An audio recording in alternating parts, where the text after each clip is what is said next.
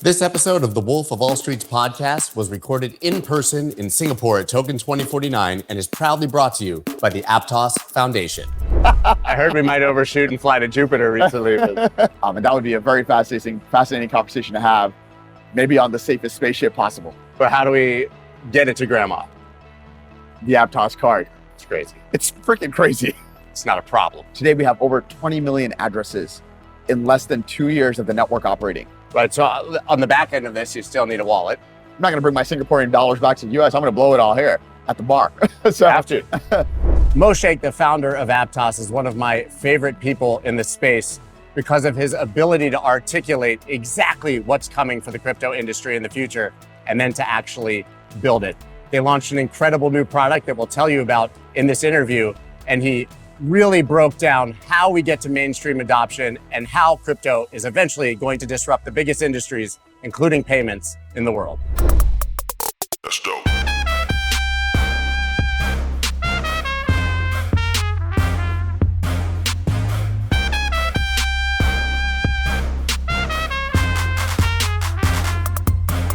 That's dope. So your background obviously was at Facebook. Yep. And we've shared that story quite a few times, but I think you probably learned that UX and UI were the most important things for mainstream adoption. And I would say that's been one of the biggest challenges for the industry thus far. But you just launched a new product that effectively solves that. Yep, that's right. Yeah, actually I got it right here in my pocket. The Aptos Card. It's got my name on it. Scott,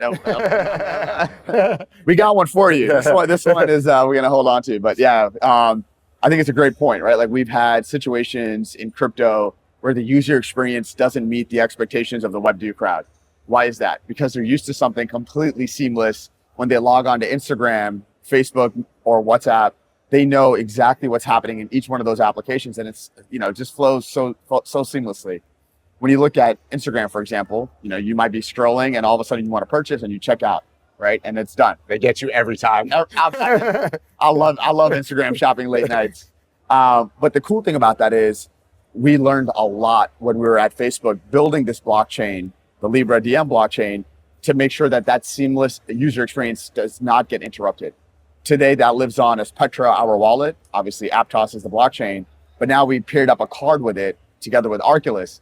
They actually make the same card for American Express, the black card and the platinum card. But the cool thing about that is, like, Scott, if you're just walking around at the bar, you don't want to whip out your phone. You have all your assets in your Petra wallet, your Web3 assets available right here in a cold storage capacity. And when you tap and pay, you can use stablecoins like USDT, or maybe if someone accepts APT, you can pay with that too. But the cool thing is, once you do that here, that automatically gets updated in the Web3 world. And so you have this amazing harmonization that makes users in the Web2 world feel completely comfortable of, the experiences that they're already used to. I mean, we're in Singapore, and it blew my mind how many times I was at a bar and it took like 3 minutes for somebody to pay for a drink because they had to hand the bartender literally their phone, and then they take their phone away to the computer. It's 2024 and you're handing someone literally access to your phone to walk across the bar. And so this is actually a huge development. It's amazing. And imagine that phone being unlocked with all your crypto assets. Correct. Yeah, it's terrifying, but this basically gives you all the seamless usage of a credit card. That's right. But it's your own assets in cold storage. That's right. Doesn't this literally solve it all? We're right there. We're finally at a place in the world where the amazing stuff that we built inside of Facebook is now outside of Meta and right here on this card. Really powerful stuff. Crypto investors in the United States face some major challenges. One of them is that there's almost no way to get exposure to the asset class inside of your traditional investment vehicles. The other thing is the taxes. They are absolutely atrocious. What if I told you there was a way to solve both of these problems? Well, there is, and it's with a self-directed IRA from iTrust Capital. Guys, not only can you open a new self-directed IRA and fund it with the limits each year, but you can actually convert over from your 401k, your Roth IRA, any other IRA that you already have, and you can do that tax-free, just transferring over the balance, and then you can go to cash, buy as much Bitcoin as you want, and not pay taxes when you sell it. You absolutely have to try this if you are in the United States. Use the link down below. It's bit.ly/itrust-scott. That's bit.ly/itrust-SCOTT. You have to try this now. Okay, so how do we get this into the hands of millions of people? So we've always had okay, it needs to be simple enough for grandma, the old meme, but how do we get it to grandma? It's a great point. I mean, think about the credit card application or opening up a bank account and the complexity that you have, the hoops that you have to jump through to make that happen. I mean, the credit systems and the financial systems are so antiquated, right? If I want to buy a property or if I want to open up and, go buy a car or just go shopping, it's a lot of heavy lifting. Today, you know what assets you have, what behavior you have across all these different mediums. And we're tying that together. So making, applying for a credit card simple with a few clicks of a button. And so that card not only will capture all your assets, but it'll do it in a much more accurate way relative to, well, let me get my credit score from all these different places and put it together. It's a far more accurate representation of who Scott and Mo are as creditors. So we're working on some, interesting ways of changing the way we get this card into the hands of many people without having to jump through those hoops and make it super simple for grandmother or mother or, even younger adults to be able to click a few buttons and get the Aptos card. So how do you prevent every other layer one competitor from now saying that's the coolest thing we've seen yet, we want to do that? Like, is it a situation where first to market, get out there, you have to win? I mean, can they literally copy it and say, this is the coolest thing I've seen, we want to do this too? I mean, it wouldn't be the first time people copied us.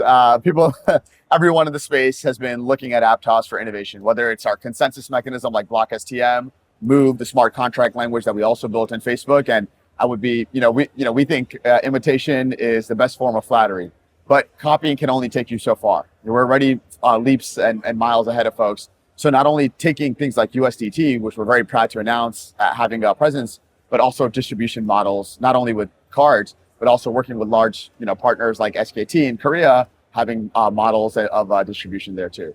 So we're pretty far ahead when it comes to first mover advantage. And you talk about USDT, obviously the ability to just pay with dollars. I still make the argument that stablecoins have really been the killer app. Absolutely. And so building for that seems like the most logical sort of conclusion is I just want to go pay with dollars. I mean, listen, Bitcoiners, we love to think that everyone in the world who has a problem is going to buy Bitcoin to protect themselves from it. No. But what we've seen is that people buy Tether in countries with hyperinflation because they want access to the dollar. And so payments, naturally, if you're going to actually compete in that space, it has to be 100%. Largely dollarized. 100%. I mean, payments are so important. They're the backbone of our societies, right? They're how economies actually function. And for Aptos, our vision is to have a globally connected economy, one that moves money more efficiently. And so this is just the starting point of that. And as you pointed out, USD or the dollar has been such a powerful tool globally. Whether you're in a country where there might be volatility in your country and you want to hold dollars to maybe hedge against that, all the way to, well, if you have exposure to US treasuries, you can actually earn, somewhat risk-free interest, right? And so that's powerful. That brings economy, that allows people that typically would not be able to participate in economies to be able to do so almost seamlessly. So, amazing to have things like USDT available in anyone's wallet across the world to do micropayments or transactions, or maybe hold it. I don't know, right? Like if Scott, that's a question, right? Like if you're in, maybe you're in Venezuela or in Argentina, and your view is, I get, my local currency, but I also now have an option to have USD. Would you pay with USD or your local currity? Obviously USD. Would you? Well, no, I would save my USD and pay with the local currency. There you go. So, of course. Yeah. And so, that also helps us, right? And so I think it's a very powerful tool. And even today, actually, there was a tweet from Trump. You saw he was coming out of the New York City taxi cab and paid with Bitcoin. I was like, dude, did you not see the pizza story? Like, I did. So everybody's been talking about it, obviously. And I think he also went to PubKey and paid for a burger, but then it was predictably a multi-minute transaction while he sat there awkwardly wondering why he had done this. So listen, I mean, Bitcoin is Bitcoin. It was the first iteration of these things, but it was never, I don't think, meant to be the asset that everybody would be using on a daily basis. Transaction speed, obviously. 100%. I mean, that's the beauty of it. That's what makes that secure and makes it a store of value. But the whole world can't use layer one Bitcoin to pay for burgers. We couldn't agree more. I mean, we keep our gold bars for different reasons. We keep our Bitcoin for different reasons. We have dollars for different reasons. We have treasuries for different reasons. I bought Singaporean dollars, and I'm not gonna bring my Singaporean dollars back to the US. I'm gonna blow it all here at the bar. So have to. And so I think we have all, different senses of uses for each one of these assets.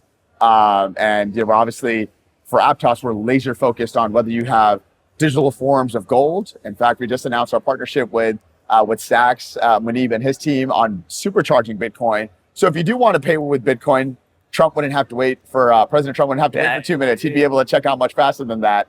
But at the same time, if you have dollars or Singaporean dollars on Aptos, those would be moving faster, not faster than existing protocols. They'd be moving faster than Visa, MasterCard, ACH networks. And that is where blockchains are taking, and Aptos is taking blockchains to. Right. So on the back end of this, you still need a wallet. That's right. Right. You got to get a wallet, get the assets in. Would you view that process as having some of the complexity abstracted away since you started, or do you still think it's difficult? I mean, this is amazing, but I find like MetaMask to be clunky for somebody. So you still have the back end problem of private keys, and that's right. It's not a problem. I'm not saying private keys are a problem, but your average person still, I think, is scared even to open the wallet in the first place. That's right. That's right. It's an excellent point. We are still tethered to this being tied to an account. In the real world, or that I shouldn't think accounts really difficult to open too, though. That's right. That's right. And so you still need a bank account, you still need a credit card account, and you have to go through that process. With MetaMask and the previous generation of Web3, it was tricky, right? I'm writing down my code and I'm thinking, where am I going to store this piece of paper? Yeah. Or am I going to etch it in some metal, and where am I going to put it, right? Like in a bank account again? I'm back at the bank. So, there are interesting challenges that we've seen. We've done something interesting. We've moved towards keyless accounts and things like passkeys, but really solving the problem at the identity level. So Scott, if you wanted to come and you have no idea how to get to this, you probably already have, I bet, either a Google account, a Facebook account, or an X account, or all three. Yeah. So when you come to Petra, you can log in with any one of those accounts, simply set it and forget it. And all of your all that complexity with managing your passkeys is kind of put behind your seed phrase is completely put behind a screen where you can trust it with a much larger entity. Someone talked about, where is the trust today? Well, did you trust putting your passport information into the internet 20 years ago?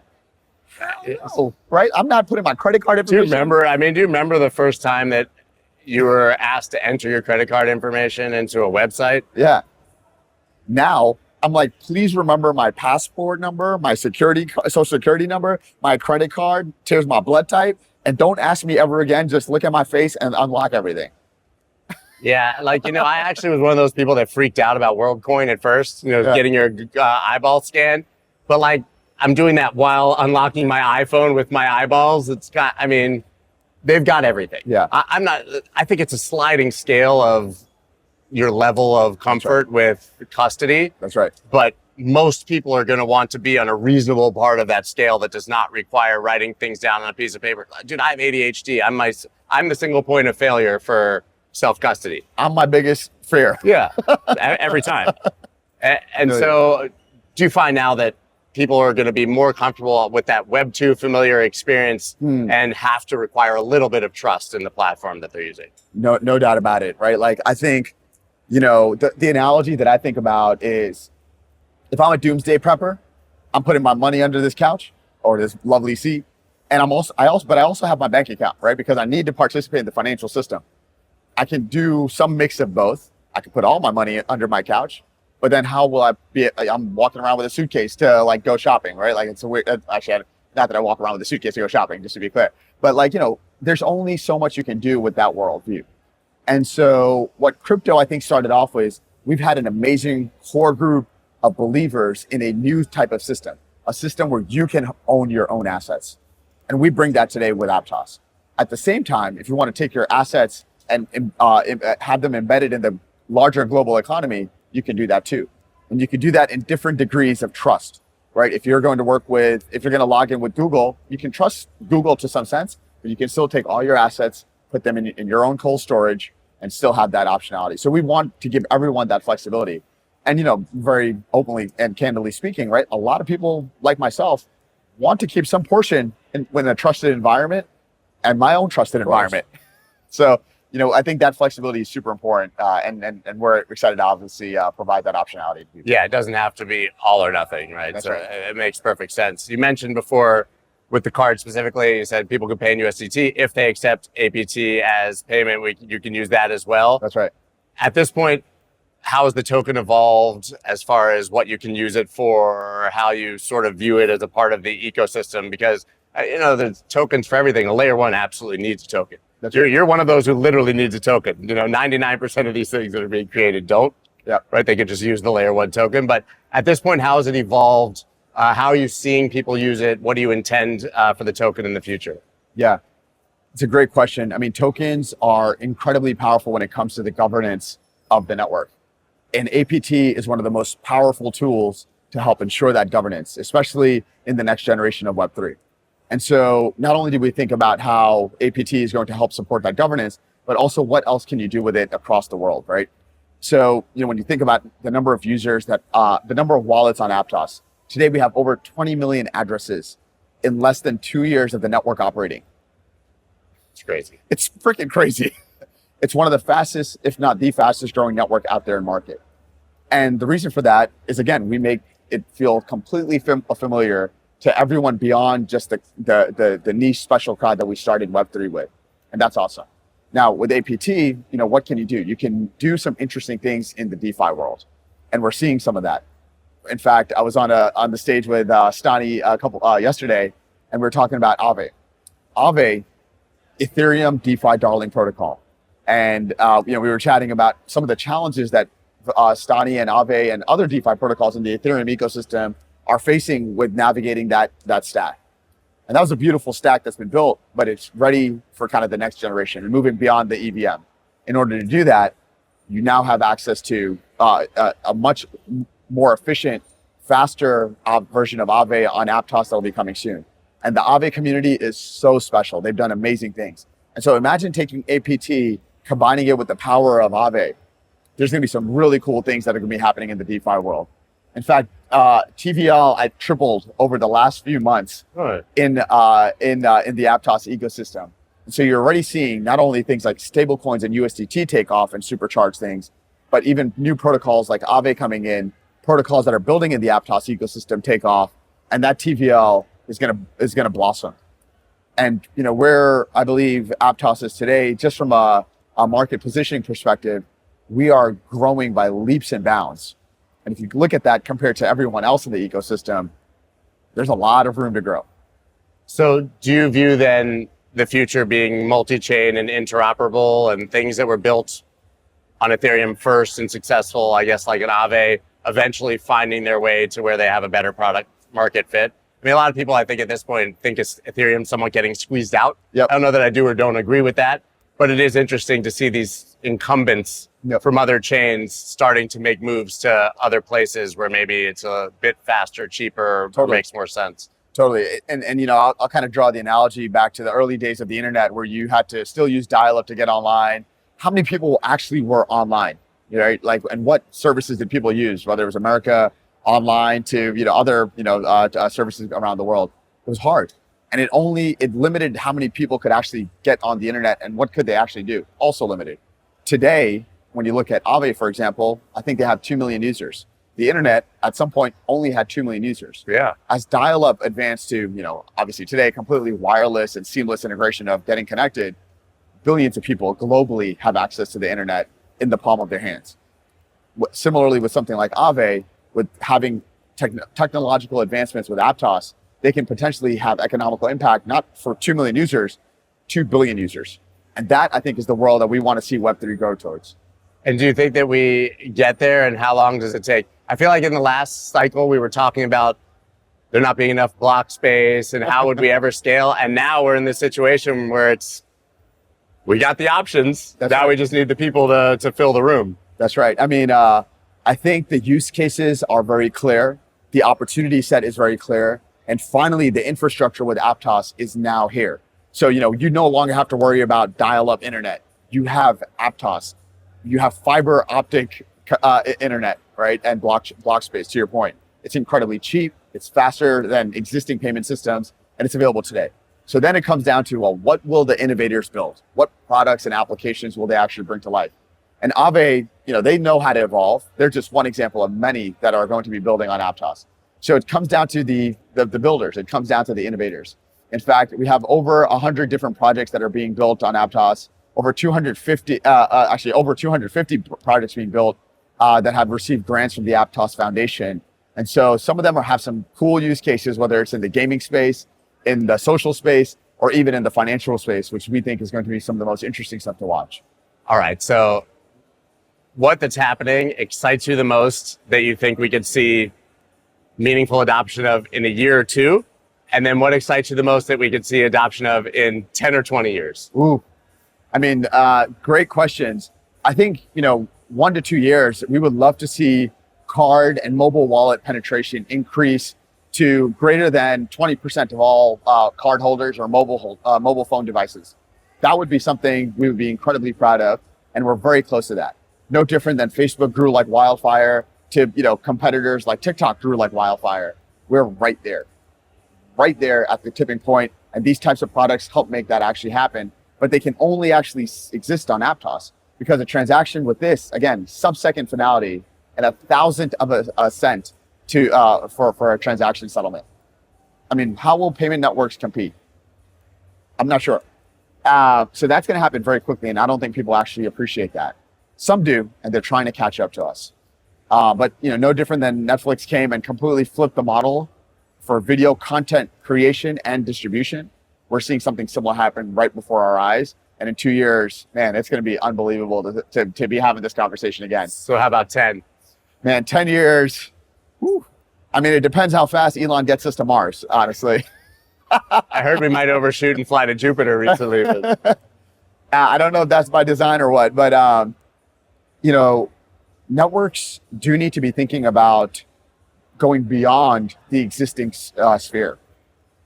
And, I may be saying this for, facetiously, but, if you have satellites that can potentially be outside of just Earth's orbital gravity, and we do get to, something like the moon or Mars, we would love to see our network be an interplanetary network. And I think that would be something really cool to think about, not only 10 years from now, maybe 20 years from now. And that would be a very fascinating conversation to have, maybe on the safest spaceship possible.